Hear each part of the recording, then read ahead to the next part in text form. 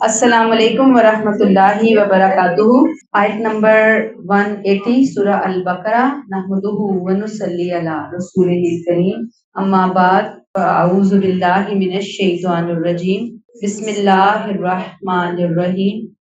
ربی اشرح لی صدری ویسر لی امری واحلل عقدۃ من لسانی یفقہوا قولی ربی زدنی علما۔ اچھا جی، بڑی اہم آیات ہیں یہ تینوں، آیت 180 to 182 تک۔ حرمت جان کا قانون پیچھے ہم پڑھ کر بھی آئے تھے، یاد ہوگا نا آپ کو قصاص کے بارے میں۔ اب حرمت مال کا قانون ہم پڑھنے جا رہے ہیں، کیونکہ تجدید شریعت ہو رہی ہے، احکامات دیے جا رہے ہیں۔ آیت کا آغاز کتب علیکم سے ہوا، تم پر فرض کر دیا گیا، لازم کر دیا گیا، لکھ دیا گیا۔ کتبہ یعنی وصیت کے معنوں میں بھی ہے۔ اگر تمہیں موت آ رہی ہے، اذا حضر احدکم الموت، موت آ رہی ہے تم میں سے کسی ایک کی، موت آنے والی ہے، موت کا وقت تو سب پہ ہی آنا ہے۔ ان تورک خیرا، اگر اس کے پاس کوئی مال ہے اور وہ مال چھوڑ کر جا رہا ہے تو کیا کرے؟ وصیہ، وصیت لکھے گا۔ وصیت لکھے گی یا وصیت لکھے گا، یعنی جب تم میں سے کسی کی موت کا وقت آ جائے، اور بعض دفعہ بندے کو پتہ چل جاتا ہے میرے پاس وقت کم ہے، بعض دفعہ ایج زیادہ ہوتی ہے، بعض دفعہ ایسی کوئی بیماری ڈائگنوز ہو جاتی ہے کہ بندے کو پتہ ہوتا ہے کہ بہت سال، 6 مہینے، 2 ہفتے، اس سے زیادہ ٹائم نہیں ہے، ٹائم کا پتہ چل گیا، اور اگر وہ مال چھوڑ کے جا رہا ہے۔ اب وصیت کیا ہے؟ پہلے سب سے پہلے وصیت کے لفظ کو ہم اس کی ڈیپتھ میں جائیں گے، سمجھیں گے۔ عربی میں وصیت کسی بڑے کی طرف سے چھوٹے کو تلقین اور ہدایت کی وصیت ہوتی ہے کہ کوئی بات کہی جا رہی ہے، سمجھائی جا رہی ہے۔ آپ اپنے بچے کو سمجھا رہے ہوتے ہیں 10 باتیں کہ ایسے رہا کرو، ایسے نکلا کرو، ایسے جایا کرو، ایسے کھایا کرو، ایسے پڑھا کرو، تو یہ وصیت ہی ہوتی ہے۔ دوسرا، کوئی شخص کسی پر یہ ذمہ داری ڈالے کہ جب فلاں صورت پیش آئے تو وہ فلاں طریقہ یا فلاں طرز عمل اختیار کرنا، وہ فلاں کام کر لینا، جب یہ سچویشن ہوگی تو تم پھر فلاں معاملہ کر لینا۔ وصیت کے الفاظ کو ہم کھو رہے ہیں نا، اس کے معنی، یعنی عربی میں وصیت کن کن سچویشنز پر استعمال ہونے والا لفظ ہے۔ تیسرا، وصیت موت کے وقت بھی ہوتی ہے اور زندگی میں بھی، عام حالات میں بھی، صحت میں بھی، کہ آپ کے پاس کچھ مال ہے، کوئی ایسی بات ہے جو آپ اپنے بچوں کو، اپنے ارد گرد کے لوگوں کو بتانا چاہتے ہیں، تو یہ ضروری نہیں کہ موت کا ہی انتظار کیا جائے گا، موت تو آپ کو معلوم ہے کہ اکثر بغیر بتائے آتی ہے، تو وصیت کر لیں کہ یہ چیز ہے، اس طرح سے اس کا معاملہ کرنا ہے۔ چوتھی بات، جب اللہ بندوں کو کچھ ہدایات دیتے ہیں تو قرآن میں یوصیکم، اللہ تمہیں وصیت کرتا ہے، وصیت کا لفظ آتا ہے جب اللہ ہم بندوں کو کچھ انسٹرکشنز، کچھ اہم باتیں، اہم چیزیں بتا رہے ہوتے ہیں، سمجھا رہے ہوتے ہیں، اس کے لیے بھی وصیت کا لفظ استعمال ہوتا ہے۔ تو ہم نے کہا کتب علیکم اذا حضر احدکم الموت، موت کا وقت آ رہا ہے اور تم پر فرض کر دیا گیا کیا؟ ان تورک خیرا، کچھ مال چھوڑ رہے ہو، مال چھوڑ کر جا رہے ہو۔ خیرا، مال کے لیے کیا لفظ استعمال ہوا؟ خیر۔ مال کے لیے خیر کا لفظ بتا رہا ہے کہ مال اٹ سیلف، خود فی نفسی ہی ناپاک اور پلید نہیں ہے، اللہ نے اسے خیرہ بولا۔ اللہ والوں کو اس سے بچنا چاہیے۔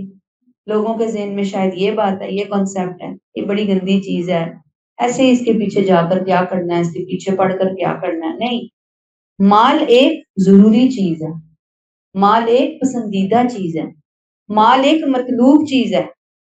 خیرہ، اللہ کہہ رہے ہیں خیرہ، ضروری ہے نا، دنیا کے لیے اللہ نے ضرورت بنائی ہے، ایک ضروری چیز ہماری زندگی گزارنے کے لیے بنائی ہے، تو بندے کو اس کا شوقین اور اس کا حریص اور اس کے لیے محنت اور اس کے لیے دعا، یہ سب کچھ ہونا چاہیے۔ ہاں، اچھا استعمال اسے خیرہ بنائے گا، مال کا درست استعمال، مال کی شکر گزاری، اسے خیرہ کی کیٹیگری میں لے جائے گی. لیکن اس کا غلط استعمال، ناقدری، اللہ کی ناشکری، نافرمانی کے کاموں میں اس کو لگانا، بخل، اسراف، ریاکاری، یہ تمام کے تمام اعمال ایسے ہیں کہ اس کو خیرہ سے اٹھا کر شرع میں لے جائیں گے، یا فتنہ میں لے جائیں گے، یا فساد میں لے جائیں گے. مال وہی ہے، ٹھیک استعمال کرو، اللہ کے حکموں کے مطابق استعمال کرو، اللہ کے حکموں کے مطابق لینا ہے، اللہ کے حکموں کے مطابق خرچ کرنا ہے. خیرہ اس سے بڑھ کر اور بہترین خیرہ اور کوئی نہیں ہو سکتی، اس کے حلال کی کوشش. اللہ تعالیٰ کہتے ہیں کہ اگر خیرہ کما رہے ہو تو کرو کیا؟ وصیہ. ان ترک خیرا الوصیہ، تو وصیت کرنی ہے. کس کے لیے کرنی ہے وصیت؟ للوالدین والاقربین، والدین اور رشتہ داروں کے لیے، بالمعروف، معروف طریقے سے، اچھے طریقے سے. یہ جو حکم ہم پڑھ رہے ہیں نا، یہ قانون سازی ہو رہی ہے، عارضی دور چل رہا ہے. عارضی طور پر فی الحال یہ حکم دیا جا رہا تھا. قرآن میں اللہ کا اپنا حکم دینے کا انداز بھی ہمیں اچھی طرح سمجھ آئے گا. بعض دفعہ اللہ ایک حکم کو فوراً نہیں دے دیتے، بلکہ آہستہ آہستہ، اسے بولتے ہیں تدریجن، اس حکم کو پوری طرح واضح کر کے نازل کرتے ہیں. کیوں؟ تاکہ لوگوں کے ذہن بن جائیں. اب یہاں پہلے درجے میں وصیت کی ذمہ داری ڈالی. مال ہے تو وصیت کا راستہ اختیار کرو، یہ ذمہ داری جو ہے وہ پوری کرو. یہ راستہ ہموار کیا گیا کہ پہلے لوگ وصیت کرنا سیکھیں، وصیت کرنا جانیں. پھر وراثت کی تقسیم کو سمجھنا اگلے سٹیپ میں آسان ہو جائے گا جب اگلا حکم آئے گا. تو تدریجن آ گیا نا. اہل عرب میں زندگی کے دوسرے معاملات کی طرح وراثت کے معاملات میں بھی انتہا درجے کا فساد رونما ہو چکا تھا. نہ والدین کے لیے کوئی وراثت تھی، نہ رشتہ داروں کے لیے. جو طاقتور تھے وہ کمزوروں کے مال ہڑپ کر جاتے تھے. آگے ہم قرآن میں انشاءاللہ جیسے ہمارا سفر چلے گا ہم وہاں پڑھیں گے وَتَأْكُلُونَ التُّرَاثَ أَكْلًا لَمًّا، اور تم وراثت کو سمیٹ کر کھاتے ہو. جو وارثین پیچھے بنتے تھے، دوسرے طاقتور وہ مال ہضم کر جاتے تھے. بے بسوں، کمزوروں، محتاجوں، یتیموں، بیواؤں، مسکینوں، عورتوں، ایون مردوں کا بھی، جس کو جہاں پہ داؤ لگتا کھا جاتا. تو پہلا حکم آ گیا، وصیت لکھو، اور یہ عارضی حکم دے دیا گیا کہ وراثت میں وصیت کرو. اس کے لیے والدین اور رشتہ داروں کے لیے. کیسے کرو؟ بالمعروف. معروف وہ طریقہ جو اس وقت کے معاشرے میں عقل اور انصاف کے ساتھ قابل قبول ہو، یعنی معاشرہ اس کو لینے والا ہو. اچھے، سمجھدار، شریف لوگ اسے پہچانتے بھی اور مانتے بھی ہوں کہ ہاں یہ بات بالکل صحیح ہے، یہ تعلیم بالکل صحیح ہے، یہ ہدایت بالکل صحیح ہے. اب جس زمانے میں قرآن نازل ہو رہا تھا، عربوں کے کچھ اچھے رواج بھی تھے. جیسے بعض لوگ مرنے سے پہلے وصیت کر کے اپنے بہن بھائیوں اور والدین کو کچھ دیتے تھے، اور بعض قبیلوں میں بیٹوں کے ساتھ ساتھ بعض اوقات ماں کو بھی حصہ دیا جاتا تھا، خاص طور پر جب وہ بڑھاپے یا محتاجگی میں ہوتے تھے. اور جو بہت نیک دل ہوتا وہ اپنی سمجھ اور حالات کے مطابق اپنے رشتہ داروں کو بھی کچھ نہ کچھ دیتا. یعنی کچھ لوگ کرتے تھے، خود ہی چیزوں کو دیکھتے تھے، وراثت کو دیکھتے تھے، اور کچھ لوگ بالکل ہی نہیں دیکھتے. یعنی دو اپوزٹ قسم کے گروپس جو ہیں وہ معاشرے کے اندر موجود تھے. اب جب تک سورہ نساء کے ذریعے وراثت کا قانون نہیں آیا، حصے مقرر نہیں کر دیے گئے، اس وقت تک اللہ نے لوگوں کے اس رواج کو تسلیم کیا. کون سا رواج؟ اسلام کے آنے سے پہلے اچھے نیک لوگ اپنے والدین، اپنے رشتہ داروں کو اپنے مال میں سے کچھ نہ کچھ دیتے تھے. اللہ نے پراپر قانون سازی کرنے سے پہلے کہا کہ بھئی ٹھیک ہے، تمہیں اپنے رشتہ داروں کو، اپنے والدین کو کچھ نہ کچھ دینا ہے، وصیت کر کے جانے. یعنی وہ وہ جو حکم پہلے سے وہ جو معاملہ چل رہا تھا اسی کو ہی کنٹینیو کر دیا. پھر جب اللہ نے حصے مقرر کر دیے سورہ نساء کے اندر تو اب معروف وہ ہے کیا؟ معروف کون سا ہے؟ سورہ نساء میں آ گیا. ٹھیک ہے، جو قرآن نے مقرر کر دیا. اب کسی کی مرضی یا رواج نہیں چلے گا بلکہ اللہ کا حکم ہی اصل معروف ہوگا. اللہ کہتے ہیں حقاً علی المتقین، اللہ سے ڈرنے والوں پر یہ حق ہے. یعنی کن کے اوپر یہ حق ہے، یہ ذمہ داری کن کا، یہ فرض ہے. جو اس کو نظر انداز کریں گے اس حکم کو تو گویا ان کے سینے اللہ کے خوف سے خالی ہیں. مطلب کیا ہے کہ اصل قانون وراثت سے پہلے اس عارضی دور میں یہ جو ٹائم پیریڈ ہے ہر مسلمان پر اس کی تعمیل ضروری ہے. کب ضروری تھی؟ اصل حکم آنے سے پہلے اے مسلمانوں اس کے اوپر لازماً عمل کرو. اپنے والدین اور اپنے رشتہ داروں کے لیے کچھ نہ کچھ چھوڑ کر جاؤ، یہ تمہارے لیے لازم ہے. اس کی حیثیت صرف ایک نیکی اور فضیلت کی نہیں تھی اس وقت، لیکن جب وراثت کا قانون آ گیا تو اس کی حیثیت اب آپشنل ہو گئی. بعض کہتے ہیں آپشنل ہے، چاہے وصیت کریں اور چاہے وصیت نہ کریں. بعض کہتے ہیں کہ وصیت کرنا واجب ہے. ٹھیک ہے، دو پوائنٹ آف ویو ہیں بڑے. ایک واجب قرار دیتا ہے وصیت کو، دوسرا کہتا ہے آپشنل، چاہے کریں چاہے نہ کریں. اب میں آج آپ کو اس آیت کی روشنی میں وصیت کے حوالے سے کچھ ضروری باتیں بتاؤں. سورہ نساء آیت نمبر 7 سے 14 میں اللہ نے وارثوں کے حصے خود مقرر کر دیے، وصیت کر دی. اللہ نے بتا دیا کس کو کتنا ملنا ہے. اس کو اللہ نے ہماری عقل اور پسند پہ نہیں چھوڑا، ہماری مرضی پہ نہیں چھوڑا. اب اگر کوئی شخص اپنی پسند کی وصیت سے وراثت تقسیم کرتا ہے تو گویا وہ اپنے عمل سے یہ کہتا ہے کہ میں اپنا فیصلہ استغفر اللہ خود کر سکتا ہوں، بلکہ نعوذ باللہ اللہ سے بہتر فیصلہ کر سکتا ہوں. گویا اللہ نے جن حصوں کو اپنی وصیت قرار دیا تو یہ گویا اللہ کی وصیت کے مقابلے میں اپنی وصیت پیش کرنے کی جسارت ہے. یہ ایسی بات ہے. عام حالات میں وارثوں کے حق میں کوئی وصیت نہیں ہو سکتی، عام حالات کے اندر کی بات ہو رہی ہے. ٹھیک ہے، دو نقطہ نظر وہاں ملتے ہیں. پہلا، کسی بھی صورت میں وارث کے لیے کوئی وصیت نہیں ہے. کیوں نہیں ہے؟ ظاہری بات ہے کہ اللہ نے وارثوں کو حق خود دے دیا. اب ہم اپنی وصیت کے ذریعے وارثوں کو حق کیوں دیں؟ ٹھیک ہے، ایک پوائنٹ آف ویو بہت یعنی کہ اسٹرانگ قسم کا پوائنٹ آف ویو موجود ہے. اس میں ایک حدیث ہے، آپ صلی اللہ علیہ وسلم نے فرمایا کہ اللہ نے ہر حق والے کو اس کا حق دے دیا، لہٰذا کسی وارث کے لیے وصیت جائز نہیں.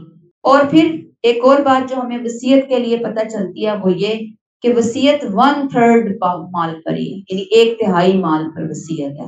ایک حدیث ہے، آپ صلی اللہ علیہ وسلم کے ایک صحابی نے آپ صلی اللہ علیہ وسلم سے پوچھا کہ کیا میں اپنے سارے مال و دولت کی وصیت کر دوں؟ تو آپ نے فرمایا نہیں. میں نے پوچھا آدھے کی کر دوں؟ آپ نے فرمایا نہیں. میں نے پوچھا تہائی کی کر دوں؟ آپ نے فرمایا ہاں تہائی کی کر سکتے ہو اور یہ بھی بہت ہے، یعنی تہائی مال کی وصیت کافی ہے، بہت زیادہ مال ہے جو تم وصیت کر کے جا رہے ہو. آپ نے فرمایا حدیث کو سنیں ذرا. آپ نے فرمایا کہ اگر تم اپنے وارثوں کو اپنے پیچھے مالدار چھوڑ دو تو یہ اس سے بہتر ہے کہ انہیں محتاج چھوڑو. محتاج نہیں چھوڑ کے جانا، اپنے گھر والوں کو، اپنے بچوں کو، ان کو مالدار چھوڑ کے جاؤ. یہ بہتر ہے کہ تم انہیں محتاج چھوڑ کر جاؤ. کیوں محتاج چھوڑ کر جاؤ گے؟ کہ لوگوں کے سامنے ہاتھ پھیلاتے پھریں. یہ بہت اہم بات ہے جو میں نے ابھی آپ کو اس حدیث کی روشنی میں بتائی کہ اپنے وارثوں کو محتاج چھوڑ کر جاؤ. شریعت پسند کرتی ہے کہ اس کے وارث، بندے کے وارث مفلس نہیں رہنے چاہیے. یہ پسندیدہ ہے شریعت کے اندر. ٹھیک ہے نا؟ یہ بات میں آگے کوٹ کرنے جا رہی ہوں، تب میں نے اس کو ذرا ہائی لائٹ کیا یہاں پر حدیث کے اس ٹکڑے. پھر ایک اور حدیث ہے، آپ صلی اللہ علیہ وسلم نے فرمایا کہ کسی مسلمان کو جس کے پاس کچھ بھی ہو اور وہ اس میں وصیت کرنا چاہتا ہو، دیکھیں یہ نہیں کہا وصیت لازمی کرے، ایک گروپ تو کہہ رہے ہیں نا لازمی اس کو 1/3 میں کرنی ہی کرنی ہے وصیت، دوسرا گروپ کہتا ہے نہیں لازمی نہیں ہے، آپشنل ہے، چاہے کرے چاہے نہ کرے۔ آپ اگر کوئی چاہتا ہے کہ مجھے وصیت کرنی ہے، میں نے یہ فلاں کام کرنا ہے، اپنے مال کا فلاں حصہ فلاں جگہ دینا ہے، فلاں کو دینا ہے، تو اسے اس بات کا حق نہیں کہ 2 راتیں گزریں مگر اس طرح کہ اس کی وصیت اس کے پاس لکھی ہوئی ہو، یعنی 2 راتیں بھی نہیں گزرنی چاہیے، وصیت کرنے والا شخص اپنی وصیت لکھ کر رکھے گا۔ اب یہیں پر ہی وہ جو دوسرا اسکول آف تھاٹ ہے جو کہتا ہے کہ وصیت لازمی ہے، واجب ہے، وہ کہتے ہیں کہ بھئی وصیت ہر وقت لکھی ہوئی ہونی چاہیے، کہ لازم جو ہے ان کی نظر، واجب جو ہے۔ لیکن جو دوسرا پوائنٹ آف ویو میں آپ کو بتا رہی ہوں جو کہتے ہیں آپشنل ہے، اس میں یہ بتا دیا گیا کہ اگر کوئی چاہتا ہے وصیت کرنا تو پھر لکھ لیں، لکھے بغیر نہ پھر وہ نہیں، 2 دن نہیں گزرنے چاہیے، وہ لکھ لیں۔ اچھا، پھر دیکھیں کہ وصیت کیا صرف مال کی ہوتی ہے؟ نہیں، بے شمار چیزیں ہو سکتی ہیں، ایشوز ہو سکتے ہیں۔ مثلا آپ نے کسی کا کوئی قرض دینا ہے، آپ اس کے بارے میں کوئی وصیت کر کے جائیں گے، آپ کے کوئی اہم کاغذات ہیں، آپ چاہتے ہیں کہ اس کا کچھ ایسا معاملہ ہو جائے، کوئی پکی بات ہو جائے، وصیت ہوگی۔ پھر غیر شرعی رسمیں نہ کی جائیں میرے مرنے کے اوپر، کوئی غیر شرعی رسم، کوئی بین نہیں کرنا، کوئی نوحہ نہیں کرنا، کوئی غیر شرعی کام نہیں کرنا، اپنے بچوں کو، اپنی اولادوں کو، اپنے ارد گرد کے لوگوں کو بتا کر جائیں کہ بھئی یہ فلاں فلاں کام بالکل غیر شرعی ہے، بالکل کلیئر کٹ بتانا ضروری ہے۔ کیوں؟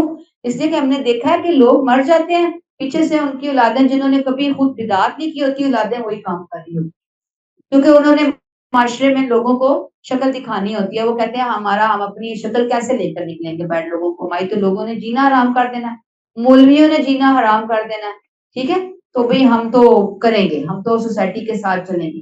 وہاں پہ بتا کر جائیں اپنے بچوں کو، اگر بچے آپ کے راستے پر چلنے والے نہیں ہیں اور اتنے دینی نہیں ہیں تو ان کو بتا کر جائیں، لکھ کر جائیں کہ کوئی ایسی گڑبڑ میرے پیچھے ایک لفظ تم نے نہیں کرنا میرے جانے کے بعد۔ پھر آپ یہ بھی بتا سکتے ہیں وصیت کے فلاں جگہ پہ فلاں کام کروایا جائے، صدقہ جاریہ کا معاملہ ہے، یہ کام فلاں جگہ پہ یہ پیسے جو ہیں وہ میرے لگائے جائیں، میرا زیور وہاں پہ دے دیا جائے۔ اس کے علاوہ اپنا ATM کارڈ، اپنے پاس ورڈز وغیرہ، یہ ساری کی ساری چیزیں بھی وصیت کے اندر ہم لکھ سکتے ہیں تاکہ جانے کے بعد، ہمارے جانے کے بعد ہمارے پیچھے والوں کو مصیبت نہ پڑے۔ کیونکہ میں نے دیکھا ہے اکثر لوگوں کو سنا ہے کہ بھئی کافی لوگوں کے پاس اچھا بزنس ہوتا ہے، چیزیں ہوتی ہیں، اپنی فیملی، بیوی، بچوں کو آگے پیچھے کچھ نہیں انہوں نے بتایا ہوتا، اور جیسے ہی وہ دنیا سے رخصت ہوتے ہیں آگے پیچھے والے لوگ جو بہت شاطر سے ہوتے ہیں، بزنس پارٹنرز وغیرہ ہوتے ہیں یا اپنے ہی کوئی بھائی وغیرہ ہوتے ہیں، وہ بزنس پہ ایسے قبضہ کرتے ہیں کہ جو گھر والے بچے یتیم بیوہ وہ پائی پائی کے محتاج ہو کر بیٹھ جاتے ہیں۔ تو ان اپنے فیملی کو ہر چیز سے اپ ڈیٹ رکھنا، ان کو بتانا، ان کے سامنے چیزوں کو ڈسکس کر کے ہر چیز ریٹن ڈاکومنٹ میں ساتھ رکھنا، یہ بہت ضروری ہے۔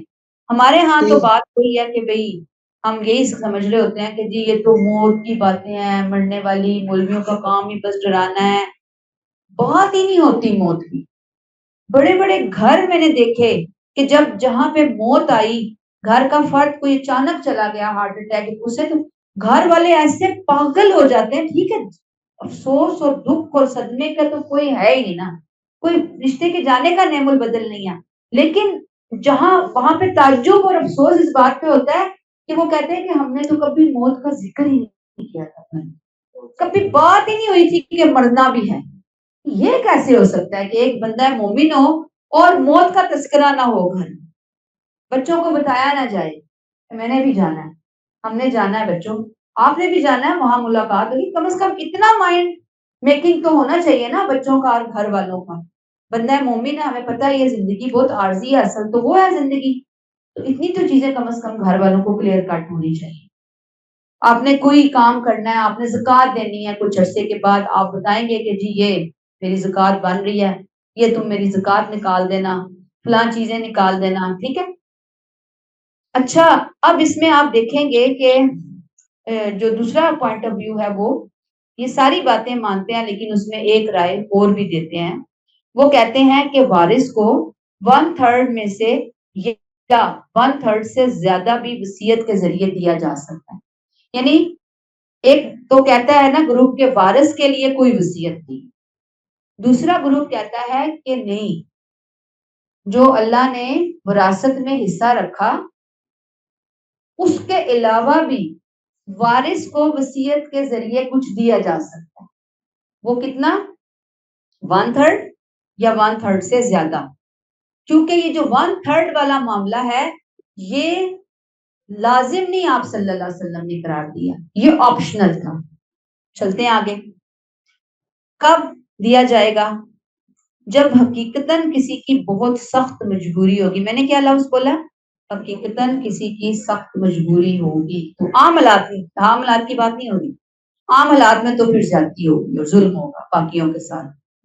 مجبوری ہے, مثلا 3 بچوں کو بہت پڑھایا لکھایا سیٹ کروا دیا. ایک بچہ لیٹ ایج میں ہوا, چھوٹا ہے, پڑھ رہا ہے, اس کے سارے معاملات ابھی چلنے ہیں, باقی سب بہن بھائی سیٹ, وہ بچہ رہ گیا. اب وراثت تقسیم ہوئی, باقیوں کو بھی اتنا ملا جتنا اس کو مل گیا, وہ تو پورا ہو گیا. لیکن وہ کیا کہ جو آپ نے ان بچوں کو سیٹ کرانے میں پورا اپنی انویسٹمنٹ کی, آپ نے اچھے یونیورسٹی میں پڑھایا, آپ نے اس کو سیٹ کروایا, آپ نے اس کی شادی کروائی, وہ سب کچھ جو ماں باپ نے لگایا, تو اس بچے کے ساتھ تو ہو گئی نا ایک طرح سے زیادتی. اس کا تو کوئی قصور نہیں تھا, وہ لیٹ آیا یا چھوٹا رہ گیا وہ باقیوں سے, بہن بھائیوں سے. ایسی جگہوں پہ والدین اپنے 1/3 میں سے یا 1/3 سے بھی زیادہ وہ سمجھتے ہیں اپنے ایسے بچے کو دے سکتے ہیں. کون کہتا ہے؟ یہ دوسرا اسکول آف تھاٹ کہتا ہے. ایک کہتا ہے سوال ہی نہیں پیدا ہوگا, انصاف ہوگا. اللہ نے وراثت کے حصے خود مقرر کر دیے ہیں. اللہ نے جو بتا دیا بیٹے کے 2 حصے, بیٹی کا 1 حصہ, اس سے بڑھ کر آگے بیٹے بیٹی کو کچھ نہیں دیا جائے گا. لیکن عقل بھی تو ہے نا, اللہ نے ہمیں دی ہے. سوچتا ہے انسان کہ بھئی ایک بچہ تو بالکل پھر رہ گیا, ابھی تو بہت سارے اس کے معاملات رہتے ہیں, باقی بہن بھائیوں کو بھی وراثت میں تو اتنا ہی مل گیا جتنا اسے ملا. وہ جو بیچ والا پورا خرچ تھا وہ کدھر گیا؟ پھر وہ ایک اور ہم نے بھی حدیث میں نے آپ کو بتائی کہ جی اپنے پیچھے والوں کو مفلس چھوڑ کے جانے سے, مفلس چھوڑ کے جانا نہیں بہتر بلکہ ان کو مالدار چھوڑ کے جانا جو ہے وہ بہتر ہے. تو وہ بھی تو ہمیں بتائی جا رہی ہے نا کہ آپ کا بچہ جو ہے وہ در بدر پھرے, ادھر ادھر مانگتا پھرے. اچھا, اب انصاف تو یہی ہے کہ اس بچے کے تعلیمی اخراج, اس کی شادی اخراجات, اس کی شادی جیسے بڑے بہن بھائیوں کی ہوئی اس کا بندوبست کیا جائے گا. اور یہی پہ 1/3 والا آپشن اس وارث کے لیے استعمال ہوگا. گویا یہ جو آیت ہے نا یہ عارضی حکم تھا لیکن جرنل. کس کے لیے؟ جب تک کہ وراثت کے احکامات نہیں آئے تھے ایک جرنل عارضی حکم دے دیا گیا تھا. لیکن یہ عارضی حکم پھر بھی اپلیکیبل ہوگا کہاں؟ ان کے لیے جہاں ایمرجنسی کے حالات ہیں. ٹھیک ہے. اچھا, ایک بیٹا ہے, اس نے بوڑھی ماں کو 8 سال 10 سال 15 سال سنبھالا ہے, باقی بہن بھائی اپنے اپنے گھروں میں تھے, ان کا کوئی کنٹریبیوشن نہیں تھا. اس نے اپنے بیمار باپ کی بہت زیادہ خدمت کی. اب والدین چاہتے ہیں کہ بھئی باقی بچوں کو تو اب ہم جو وراثت میں جا رہا ہے, ہم اپنے اس بچے کو تھوڑا زیادہ دینا چاہتے ہیں کہ اس نے ہماری بہت زیادہ خدمت کی ہے.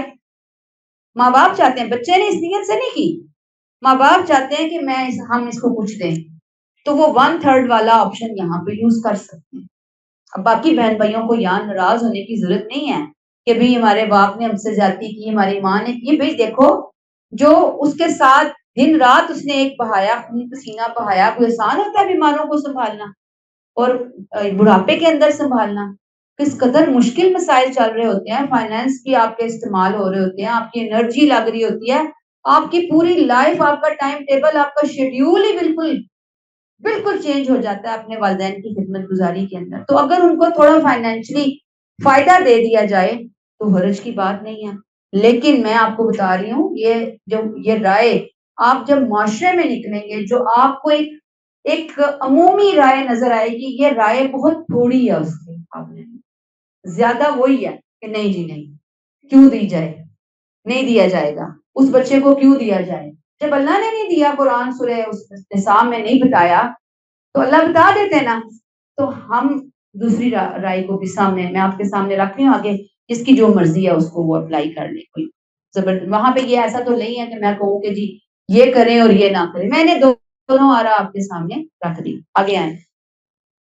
ایک بات جو یہاں اپنے بیٹے یا بیٹی کو آپ 1/3 میں سے جو فالتو دیں گے، ذہن میں رہے کہ یہ محبت، پسند، کہ یہ بیٹا مجھے بہت پسند ہے، میرا لاڈلا ہے، یہ بیٹی میری آنکھوں کا تارا ہے، اس لیے میں ان کو دوں، اس کی قطعاً کہیں پہ کوئی اجازت نہیں ہے. یہ کلیئر ہو گئی ہے بات؟ یہ اجازت صرف خاص حالات میں.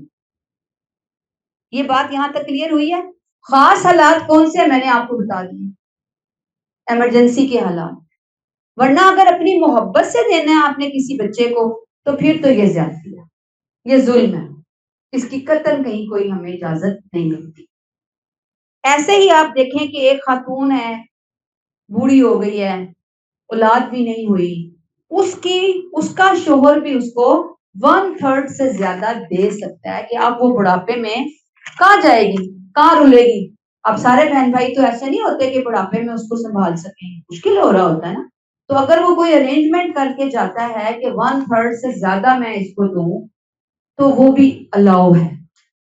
کیوں؟ یہاں پہ حالات جو ہیں وہ ایکسیپشنل حالات ہو گئے.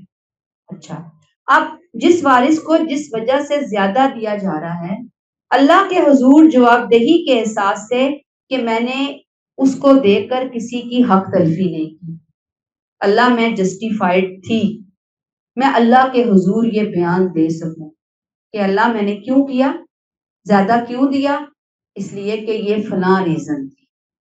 اگر میں اپنی اس ریزن میں جسٹیفائی ہوں تو ٹھیک ہے.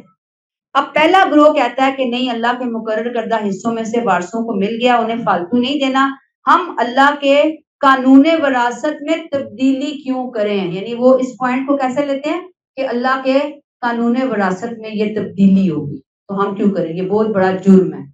دوسرا پوائنٹ آف ویو بھی آپ کے سامنے آ گیا، پہلا بھی آ گیا. اب آپ اس کے بارے میں خود دیکھیں، سوچیں، جانیں، اللہ سے دعا مانگیں. دوسرا گروہ اس بات کا کیا جواب دیتا ہے؟ وہ کہتا ہے اللہ نے جو تقسیم بیان کر دی وہ سارا آنکھوں کا، لیکن یہاں جو 1/3 یا زیادہ دینے کی بات ہو رہی ہے وہ قانون وراثت کی نفی نہیں ہے، وہ تو دے ہی رہا ہے، دے ہی رہا ہے انسان. یہ وہ وصیت ہے جو ضرورت، مجبوری، مشکل جیسے حالات کے لیے ہے. دیکھیں، قانون وراثت میں سے 20 لاکھ میں سے آپ نے دے دیے جناب 6 لاکھ نکالیں، 6.5 لاکھ باقی آپ نے وارثوں میں تقسیم کر دیے، 1/3 کی آپشن موجود ہے نا، تو وارثوں کو تو دے دیا، اس کی تو کوئی نفی نہیں کر رہا. یہ تو ایک علیحدہ چیز ہے وصیت، جو اللہ نے مرنے والے کو خود حق دے کر اللہ نے کہا ہے کہ جاتے ہوئے اپنے مال میں سے تم اتنا رائٹ رکھتے ہو کہ 1/3 میں سے اگر کچھ تم دینا چاہو کسی کو تو دے سکتے. اللہ نے خود اس کو اجازت دی ہے. تو وہ یہ کہتے ہیں کہ ہم قانون وراثت کو نہیں چھیڑ رہے، اصل میں تو یہ وصیت کے معاملے کو ہم اٹھا رہے ہیں، وصیت میں سے اس کو دلوا رہے ہیں، اور دلوا بھی پیار محبت اپنی ایفیلیشن کے تحت نہیں بلکہ ضرورت کے تحت. ٹھیک ہے جی، یہ ان کا جواب ہوتا ہے. اب بعض کہتے ہیں کہ یہ جو آیت 180 ہے یہ حکم منسوخ ہو گیا ہے، یہ آیت منسوخ ہو گئی ہے. کچھ کہتے ہیں کہ ایسے رشتہ دار جن کو وراثت نہیں مل رہی، جیسے آپ کو معلوم ہوگا کہ ایک اسکول آف تھاٹ یہ کہتا ہے نا کہ اگر دادا کی زندگی میں ان کا بیٹا فوت، اس کے پوتے ہیں، پوتیاں ہیں، تو ان کی وراثت میں حصہ نہیں ہے. ٹھیک ہے، یہ اب یہاں سے ہم نے پتہ نہیں، چیزیں تو ہم نے اٹھائی ہوئی ہیں بہت ساری، لیکن بہت سے سوال اٹھتے ہیں اس بات کے اوپر نا کہ پوتے اور پوتی کو وراثت میں حصہ نہیں ملے گا. تو اب وہ یہ کہ ہوتا ہے معاملہ کہ جی 1/3 میں سے دادا جو ہے نا وہ اپنے پوتے پوتی کو دے گا، یا اپنے نانا یا نانی اپنی نواسے نواسی کو دے گی. 1/3 آپشن جو ہے یہ آئے منسوخ نہیں ہے. یہ 1/3 کہا نا والاقربین، رشتہ داروں کو دو، تو رشتہ داروں میں جو یہ ریلیٹیو ہیں قریبی، ان کو یہ آپشن اختیار کیا جا سکتا ہے. دوسرا گروپ جو کہتا ہے کہ مشکل میں وارثین کو دینا، وہ تو پہلے ہی اس کو کہہ رہے ہیں کہ یہ منسوخ ہے ہی نہیں. ٹھیک ہے جی، ابھی ہم اس موضوع کو لے رہے ہیں انشاءاللہ تعالی. آگے چلتے ہیں آیت نمبر 181. فَمَن بَدَّلَهُ بَعْدَ مَا سَمِعَهُ، پھر جنہوں نے یہ وصیت سنی اور بعد میں اسے بدل ڈالا. فَإِنَّمَا اسْمُهُ عَلَى الَّذِينَ يُبَدِّلُونَهُ، تو اس کا گناہ ان بدلنے والوں پر ہوگا. ان اللہ سمیع علیم، انہیں یاد رکھنا چاہیے، بریکٹ میں آئے گا بریکٹ کلوز، بے شک اللہ سب کچھ سنتا اور جانتا ہے. وصیت کا احترام اور وصیت کا تحفظ آیت 181 سے بتایا جا رہا ہے کہ مرنے والے نے جس کو وصیت سنائی تھی، مر رہا تھا نا، کسی کو بتا کر گیا، اس کے پاس کوئی چیز رکھوا کر گیا، بعد میں ان گواہوں نے اس وصیت کو بدل ڈالا، تو اب مرنے والے پر کوئی گناہ نہیں، کیونکہ وہ تو اپنی طرف سے صحیح وصیت کر کے گیا تھا. سارا وبال وصیت تبدیل کرنے والے پر. یہ بات سمجھ آ گئی ہے؟ اور کسی کو حق نہیں کہ جو وصیت کر کے گیا ورنہ اس کے اندر کوئی تبدیلی کرے، کسی مستحق کا نام ہٹا دے، کسی کا حصہ گھٹا دے، کسی کا حصہ بڑھا دے، کسی کو نقصان پہنچا دے. یاد رکھیں لوگ کہ وصیت ایک امانت ہے اور اس میں خیانت بہت ہی بڑا سنگین جرم ہے، یعنی گناہ کبیرہ ہے. آپ سمجھیں وصیت میں تبدیلی کر دی. دیکھیں گے فَمَن بَدَّلَهُ بَعْدَ مَا سَمِعَهُ فَإِنَّمَا اسْمُهُ عَلَى الَّذِينَ يُبَدِّلُونَهُ. وصیت سن کر جنہوں نے اس کو بدلا، بدلنے والوں پر اس کا سارا گناہ. مرنے والے کو کوئی نقصان نہیں ہوگا کیونکہ وہ تو ایک امانت کسی کے سپرد کر گیا. اللہ فرماتے ہیں ان اللہ سمیع علیم، یاد رکھو اللہ سب کچھ سنتا اور جانتا ہے. سمیع ہر بات سننے والا ہے. جس نے وصیت کو چھپایا یا تبدیل کیا، ظاہری بات ہے کچھ اس نے غلط نیت ارادے سے ادھر ادھر بات کر کے ڈاکومنٹیشن چینج کی، گواہوں کو بدلا، ثبوت کو آگے پیچھے کیا، اللہ سب کچھ سن چکا. علیم ہر بات، نیت بھی جانتا ہے، ظاہر باز بھی جانتا ہے. انسان گواہی بدل سکتا ہے، کاغذ بدل سکتا ہے، اللہ کو تو نہیں بدل سکتا نا، اللہ کے سنے ہوئے کو تو نہیں تبدیل کر سکتا. تو اللہ نے کہہ دیا جو کوئی کر رہا ہے وصیت میں خیانت، دھاندلی، جال سازی، یاد رکھو اللہ موجود ہے، سمیع علیم، سن بھی رہا ہے، جان بھی رہا ہے. آیت نمبر 182. فمن خاف من موص جنفا، البتہ جن کو یہ اندیشہ ہو کہ وصیت کرنے والے نے جانبداری او اسمن یا حق تلفی کی، فاصلح بینہم، تو وہ ان وارثوں میں صلح کرا دے، فلا اسم علیہ، تو اس پہ کوئی گناہ نہیں ہے. ان اللہ غفور رحیم، بے شک اللہ بخشنے والا اور رحم کرنے والا ہے. پیچھے آیت 181 میں ہم نے جانا کہ وصیت کرنے والے کی وصیت میں تبدیلی بالکل منع ہے، شدت سے ممانعت کر دی گئی. یہاں بتایا جا رہا ہے کہ تبدیلی جو منع کی گئی وہ نقصان پہنچانے کے لیے منع تھی. اگر اصلاح کی نیت سے وہ تبدیلی کی گئی تو وہ منع نہیں ہے. اگر کسی کو پتہ چل گیا کہ مرنے والا کسی کی حق تلفی کر کے جا رہا ہے، جنفن حق تلفی کر دی، طرفداری کر دی، کسی نے ظلم کر دیا کسی پر، تو اس وصیت کو سنبھالنے، اصلاح کرانے کی اجازت ہے. اللہ کہتے ہیں نا فمن خاف من موص، موص وصیت کرنے والا جو مر رہا ہے، وصیت کر کے جا رہا ہے. جنفا مائل ہونا، یہ لفظ زیادہ تر نیکی اور حق سے ہٹ کر برائی اور ظلم کی طرف مائل ہونے کے لیے آتا ہے. یعنی جنفا کی جو روٹس ہیں وہ کس طرف لے کے جاتی ہیں؟ ظلم، زیادتی، نیکی سے ہٹے ہوئے معاملے کو. اختیار کرنے کی طرف. مراد یہاں وہی طرفداری جانبداری ہے، یعنی جانبداری کر کے گیا، طرفداری کر گیا وہ. اسم ادائے حقوق میں پیچھے رہ جانا، یعنی کیا کرنا ہے؟ ادائے حقوق میں پیچھے رہ جانا، حق نہیں ادا کیا جس کا حق دینا چاہیے تھا. فَأَصْلَحَ بَيْنَهُمْ، کسی جھگڑے کو نپٹا دینا مراد نہیں ہے، بلکہ اگر کسی نے کوئی جانبداری یا حق تلفی کی تو وصیت میں مناسب تبدیلی کے لیے وارثوں کو سمجھایا جائے گا. سننے والا خود سے تبدیلی نہیں کرے گا، اگر وصیت کرنے والے ہی کو سمجھانے کا ٹائم مل گیا تو وہ سمجھائے گا، اس کو سمجھائے گا. یعنی وصیت کرنے والے نے غلط وصیت لکھوا دی، بتا دی، تو جو سن رہا ہے وہ کہے کہ نہیں اس کو پلیز چینج کرو، یہ بہت سخت بات ہے یہ وہ، لیکن وہ مر گیا. اب وہ کیا ہوگا؟ جن کے نام وہ کر کے گیا ہے ان کو بٹھا کر ان کی میٹنگ کال کر کے ان کو بتائے گا کہ تمہارے دادا نے، تمہارے باپ نے، تمہارے چچا، تمہارے تایا نے، تمہارے بھائی نے، تمہاری ماں نے یہ غلط وصیت لکھ دیا، اس کو صحیح کرو ورنہ اس کا وبال ہوگا ان کے اوپر بھی اور تمہارے اوپر، لہٰذا اس کو درست کر لو، وہ سمجھائے گا. اب اس میں ٹیک اویز کیا ہے کہ اپنی وصیت ضرور لکھ رکھیں، ضروری نہیں کہ صرف مال کی، بلکہ جو بھی اپنے بچوں کو بتانا چاہتے ہیں اس کی وصیت لکھ رکھیں. اب وصیت میں آپ کے جو رائٹ ہے مال کے اوپر ہے، مثلاً 1,00,000 روپیہ آپ کے پاس موجود ہے، 1,00,000 مالیت کی کوئی جولری آپ کے پاس، میں مثال دے رہی ہوں، جولری موجود ہے، کوئی پراپرٹی موجود ہے، تو اس میں سے 33,000 کے قریب کوئی اماؤنٹ بنتی ہے کہ جس کے اوپر آپ کو رائٹ ہے کہ آپ اپنی وصیت لکھ کر جا سکتے ہیں. آپ کے پاس آپ کے کپڑے ہیں گھر میں، آپ کی کوئی اور زیور تو ہو گیا، جولری ہو گئی، مال ہو گیا، کیش ہو گیا، آپ کی کوئی اور قیمتی چیز ہے، آپ کے گھر کی کوئی چیزیں ہیں، آپ کی ہیں وہ ذاتی چیزیں ہیں، آپ نے کمائی، آپ کے جہیز سے آئی، آپ کا حصہ کتنا ہے؟ 1/3 میں آپ کو رائٹ بنتا ہے.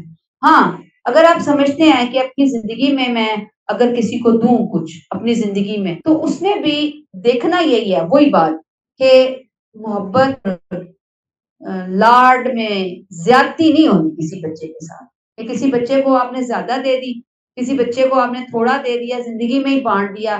عموماً لوگوں کو اتنی سینس نہیں ہوتی. میں آپ کہ مثلا زیور ہے، 2-4 سیٹ ہیں، چوڑیاں ہیں، یہ کڑا تم لے لو، یہ انگوٹھی تم لے لو، یہ فلاں چیز تم لے لو، یہ چیزیں طریقہ کار نہیں ایسے.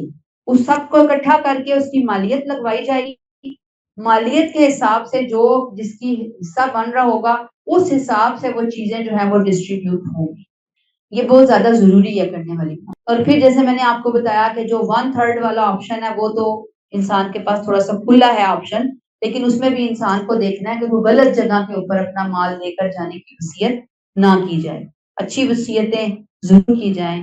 آپ کے پاس آپ کی بکس وغیرہ بھی ہو سکتی ہیں، آپ بتا سکتے ہیں کہ یہ میری بکس میرے مدرسے کو دے دی جائیں، اچھا میرا یہ چیز ہے، دینی میرے کام کی چیزیں ہیں جو میرے فیملی میں کسی کے کام نہیں، اچھا یہ فلاں کو دے. مطلب یہ وصیت کے اندر ساری کی ساری چیزیں ہم لکھ سکتے ہیں. تو یہ وصیت کے حوالے سے ضروری باتیں تھیں، یہاں پہ ہم روک لیتے ہیں. سبحانک اللہم و بحمدک، نشہد ان لا الہ الا انت، نستغفرک و نتوب الیک. السلام علیکم و رحمۃ اللہ وبرکاتہ.